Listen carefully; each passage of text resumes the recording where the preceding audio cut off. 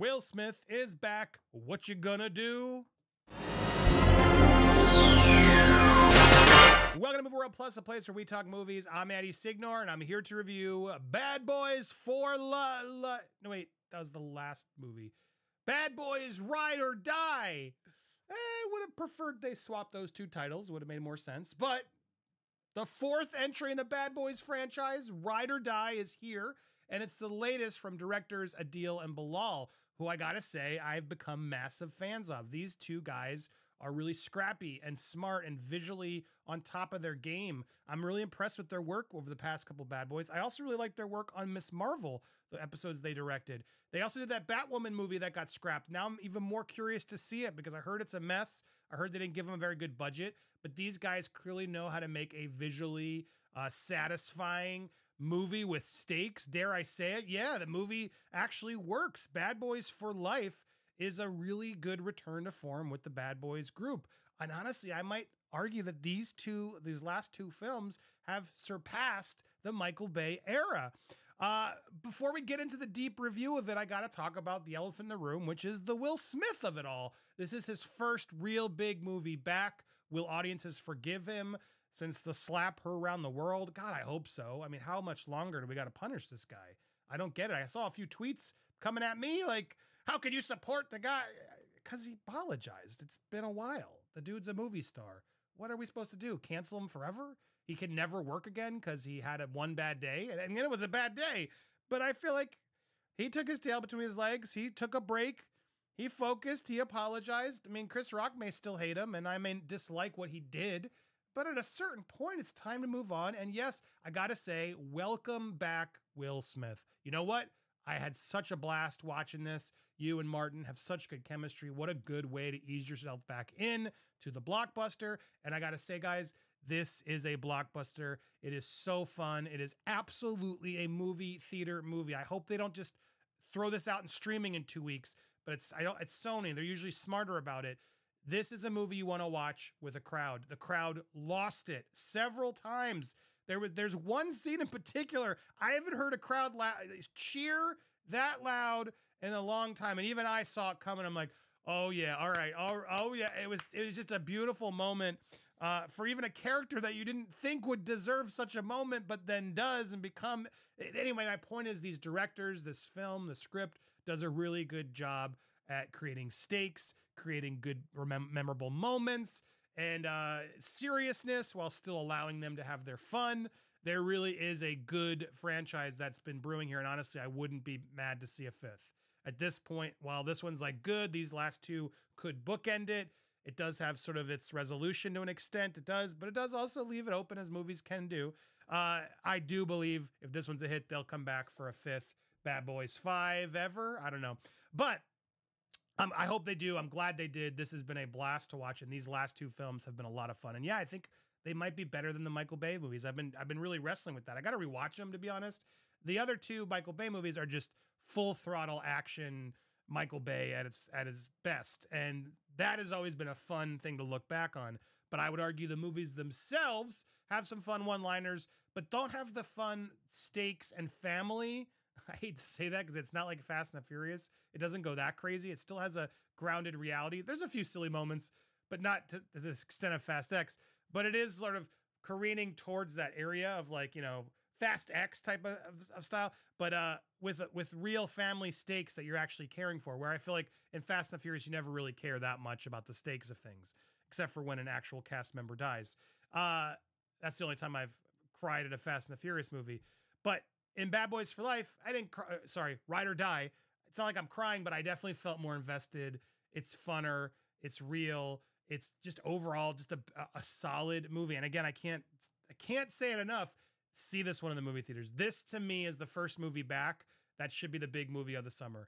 Not the last few. Fall Guy, everyone loved. It was fine. I support it. Planet of the Apes was great, but not a massive crowd pleaser like this one. This one is the crowd pleaser. This will get people back in the theaters, I hope. And this one will finally get people to forgive and move on with Will Smith. And I hope they do because, look, guys, it's a blast. There's a lot of fun. Will Smith gets his own sort of moments to have his own issues in this movie. Mike Lowry's got to face the past and everything he's done, which they did pretty well in the last movie too, but they level it up in this one too. The plot is solid. They do manage to create some funny set pieces and comedic moments while also still managing to really deliver on the action. But really, it does come down to these two and their chemistry. It really does feel like there's a part of this, you're watching Will Smith come back and his buddy Martin Lawrence is there helping him. Like, you're going to get through this. We got you. Like, you're going to be put through the ringer.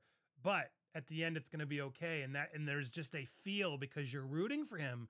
Will Smith is a charismatic movie star. He is. That's why it was such a shock to see what happened at the Oscars. And he shouldn't be defined by that. He's going to always forever be remembered by it. That's his punishment. And he's going to have people who don't like him for it. That's his punishment. But I feel like he's made amends. He said he's apologized. He's done it multiple times. It's time to move on and see and let audiences decide. And I think audiences are going to want to root for him in this movie. They're going to be glad. There is a slap in this movie. I'm not telling you anything else, but there's a moment where I was laughing, the audience was laughing, and we all knew what the movie was doing. And it all just works in a way that I thought was really beautifully done. And I got to go back and give credit to these directors. They really are there with Will and Martin creating that family, that energy, the charisma, the action. There's a few really good action set pieces, but overall there's just heart to it that works. You've grown up with these characters. They've matured. They found their way. They're still struggling, but we get to see them actually struggle in this one. Unlike the Michael Bay stoic, Will Smith, like Will Smith's now more grounded character in this. He's got things to not want to lose. And it all also goes to this relationship of Martin and Will coming together again. And I think they both needed this movie. This movie was a wonderful part in their filmography for both of them, but also just because of their friendship and their chemistry, it works. It works on a really good level. I highly recommend seeing this in the theater. Get a tub of popcorn. Get excited. I'm going to say it. Bad Boys Ride or Die, more than I expected it would be, is the movie of the summer until Deadpool Wolverine. But this, I think it's this, Inside Out 2, and Deadpool are going to be the top 3 summer movies, if that's what we're calling it. Best summer movies. This is the one you're going to watch. I hope Inside Out 2 is good. I'm not going to be able to review it. I'm out during the screening, but I'll catch it when I'm back. But from a summer popcorn movie perspective, Bad Boys Ride or Die is one you do not want to miss. And I got to say, welcome back, Will Smith, again. I'm happy to have him back. I think it's time we move on. We make some more movies, Will. You know how to make a good movie. You know how to bring on a good director. I know he's a producer on this, and he's chosen 2 directors now, giving them both really good shots to excel. And I really look forward to what these 2 make. And I got to give another shout out to Martin Lawrence. Martin Lawrence really gets to shine in this movie. I don't want to spoil it, but he gets a new sort of style of living in this one that makes it just more funny, more fun, more touching. And Martin really delivers it. More than I've seen on the whole franchise, Martin Lawrence really gets to stand out in this one in certain ways that I really, really enjoyed and got to give him props for. He really is a glue that holds this together. And I think Will Smith has always overshined and taken that. But Martin Lawrence really is that best friend everybody deserves. And while they're there for each other, there's just a camaraderie there and a lovableness from him that really makes this movie even better. So again, I really enjoyed it. I had a blast with it. Was smiling, laughing, cheering the whole way through. Bad Boys for Life. Bravo, guys. Welcome back, Will. Go check it out in theaters this weekend. Are you excited for it? Are you more excited for it now? What do you think? What is the best Bad Boys so far? Tell us in the comments down below. Hit that subscribe button. Hit the bell for all alerts. Smash that thumbs up and let me know what you think down below. Appreciate how you guys are watching. This is my movie channel, so subscribe and stay tuned for more movie reviews and movie commentary here on Movie World Plus.